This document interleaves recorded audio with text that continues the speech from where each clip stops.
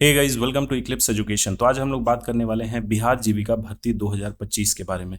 देखिए, इसके regarding already एक वीडियो मैंने बताया था जिसमें इसकी एडवर्टीजमेंट को डिस्कस किया था, जिसमें सारे पोस्ट थे, क्या उसकी एलिजिबिलिटी है, एग्जाम का क्या पैटर्न रहेगा और पीटी के सिलेबस क्या रहेंगे। ये सब कुछ मैंने डिस्कस किया था। लेकिन बहुत सारे दोस्तों का यह सवाल था कि देखिए, इसमें अलग अलग तरीके के पोस्ट हैं। तो आज हम लोग बात करने वाले हैं ब्लॉक प्रोजेक्ट मैनेजर के बारे में। ये सबसे अच्छा पोस्ट है इस बार की भर्ती जो आई है जीविका में, वह सबसे अच्छा पोस्ट है क्योंकि इसकी सैलरी भी काफी अच्छी है। 36,000 समथिंग इसकी सैलरी है। तो यह ब्लॉक प्रोजेक्ट मैनेजर को लेके कई सारे दोस्तों के दिमाग में यह कंफ्यूजन है कि इसकी तैयारी बेसिकली हम लोग कैसे कर सकते हैं, इसमें सब्जेक्ट नॉलेज जो दिया गया है उसे हम लोग कहाँ से पढ़ें, क्या हमारी स्ट्रैटेजी होनी चाहिए, कौन सी बुक्स हम लोग फॉलो करें, और बाकी जो पीटी का सिलेबस है जैसे जीएस पोर्शन और मैथ रीजनिंग पोर्शन, वो हम लोग कैसे कवर कर सकते हैं। तो यह वीडियो खास उसी पर्पस के लिए है। आप लोग वीडियो के एंड तक बने रहिएगा। मेरा नाम है Abhishek. Welcome to Eclipse education. चलिए स्टार्ट करते हैं। सबसे पहले हम लोग देखते हैं ब्लॉक प्रोजेक्ट मैनेजर की जो एडवर्टीजमेंट आई थी। ये रहा इसका बेसिक सैलरी 36,101 रुपया एक्सक्लूडिंग अदर बेनिफिट्स, यानी कि 36,101 के अलावा 10-15 हज़ार रुपया आप एडिशनल और ऐड कर लीजिए तो ये लगभग 45 से 50 हज़ार आपकी इन हैंड सैलरी होगी। टोटल पोजीशन इसमें 73 है। ये कैटेगरी वाइज इसका दिया गया है। ये बहुत ज़्यादा डिस्कस करने की ज़रूरत नहीं है। एलिजिबिलिटी भी आपको पता है, नॉर्मल ग्रेजुएट इसे अप्लाई कर सकते हैं, किसी भी तरीके का कोई टेक्निकल डिग्री नहीं चाहिए। अब इसका वर्क प्रोफाइल क्या है, बेसिकली ब्लॉक प्रोजेक्ट मैनेजर जब आप रिक्रूट होते हैं तो आपको करना क्या होगा। तो यहाँ हम लोग देखते हैं ब्लॉक प्रोजेक्ट मैनेजर की भूमिका और जिम्मेदारी। तो अगर आप ब्लॉक प्रोजेक्ट मैनेजर बनते हैं तो आपको बेसिकली एक टीम हैंडल करना होगा। 15 से 20 कर्मचारी जो ऑलरेडी उस यूनिट में काम कर रहे होंगे। किस यूनिट में? तो बीपीआईयू। बीपीआईयू मतलब होता है, इंग्लिश में इसका फुल फॉर्म होता है ब्लॉक प्रोजेक्ट इम्प्लीमेंटेशन यूनिट, और हिंदी में इसे बोला जाता है ब्लॉक परियोजना क्रियान्वयन इकाई। तो यह एक ऐसी इकाई होती है ब्लॉक लेवल पे जहां पे सारे जो गवर्नमेंट के स्कीम्स होते हैं, चाहे वह स्टेट के हो गए या फिर सेंट्रल के हो गए, अगर वह ब्लॉक लेवल पे उसका इम्प्लीमेंटेशन किया जाना है तो वह प्रोजेक्ट मैनेजर के ही नेतृत्व में होगा। दूसरा क्या रिस्पॉन्सिबिलिटी होगा कि ब्लॉक स्तर पर सभी परियोजना या फिर गतिविधियां या फिर हस्तक्षेप, यानी जो इंटरवेंशन आप करते हैं किसी भी स्कीम या फिर पॉलिसी में, उस पॉलिसी को बनाने और उसे इंप्लीमेंट करने में आपकी रिस्पॉन्सिबिलिटी होगी। तो ये तीसरा पॉइंट को हम लोग देखते हैं। परियोजना के प्रयोजनों के लिए सरकारी लाइन विभागों, बैंकिंग संस्थानों, नागरिक समाज संगठनों और अन्य बाहरी एजेंसियों के साथ सबक के लिए बैठक के लिए आप जिम्मेदार होंगे। तो देखिए यहाँ क्या हो गया, सरकारी लाइन विभाग में जब मीटिंग होगी, जैसे सरकारी लाइन विभाग क्या हो गया, यहाँ कहने का क्या तात्पर्य है। सपोज करिए जीविका में कोई पॉलिसी इंप्लीमेंट किए जानी है और वह आपको काम है बिहार गवर्नमेंट के एग्रीकल्चर डिपार्टमेंट से, तो वह एक लाइन डिपार्टमेंट हो गया। मतलब कि आप बिहार गवर्नमेंट के अंतर्गत किस विभाग से आप संपर्क कर रहे हैं, किस विभाग से आपको काम है उस पॉलिसी को इंप्लीमेंट करने के लिए, वही होती है लाइन विभाग।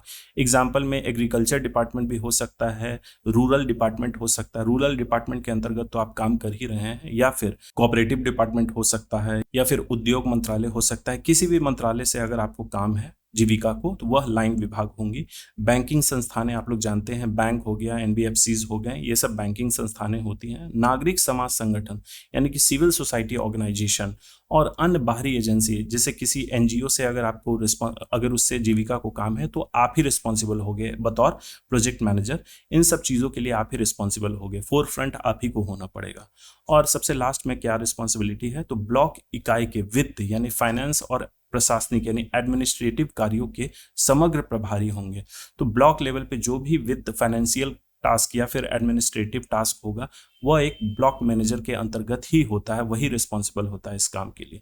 गुणवत्तापूर्ण परियोजना कार्यक्रम हस्तक्षेप सुनिश्चित करने के लिए उसे व्यापक क्षेत्र दौरा भी करना होगा। तो आपको कभी कभी फील्ड भी विजिट करना होगा। ऐसा नहीं, कभी कभी हो सकता है बहुत ज़्यादा फील्ड विजिट करना हो, या फिर कभी कभी आपको दोनों लेवल पे देखना है, ऑफिस लेवल पे भी देखना है और आपको फील्ड लेवल पे भी एज प्रोजेक्ट मैनेजर आपकी रिस्पॉन्सिबिलिटी होती है विजिट करने की। तो यहाँ हमने भूमिका और जिम्मेदारी को अच्छे से समझ लिया। अब चलिए हम लोग एक नज़र डाल लेते हैं इसके सिलेबस पे। देखिए बहुत ज़्यादा डिटेल में इसको नहीं बताऊंगा। सिलेबस बेसिकली क्या था, यहाँ दिया गया है all position except office assistant and block IT executive.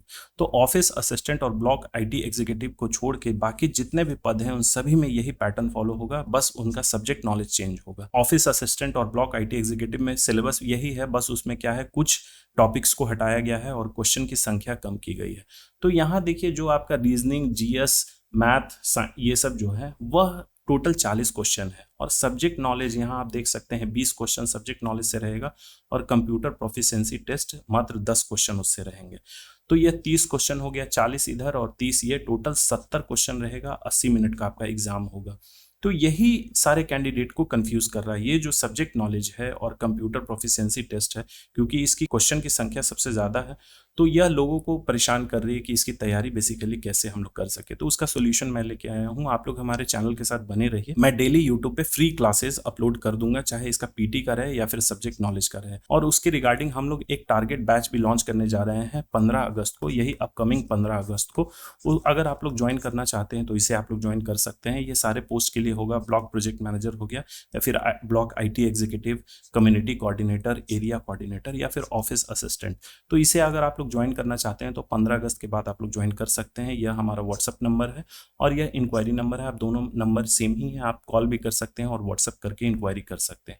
इसमें टॉपिक वाइज डिस्कशन किया जाएगा, PDF और नोट्स आपको प्रोवाइड किए जाएंगे और मॉक और टेस्ट होगा, कंडक्ट किया जाएगा। देखिए, ऑनलाइन बैच करने का क्या रीज़न है, बहुत सारे ऐसे कैंडिडेट्स हैं जो लोग थोड़ा इंडिविजुअली पढ़ना चाहते हैं, वो लोग क्वेश्चन कर सकते हैं, लेकिन यूट्यूब पे जो मैं क्लासेस दूंगा वह रिकॉर्डेड होगा, उस पर आप क्वेश्चंस नहीं पूछ सकते हैं।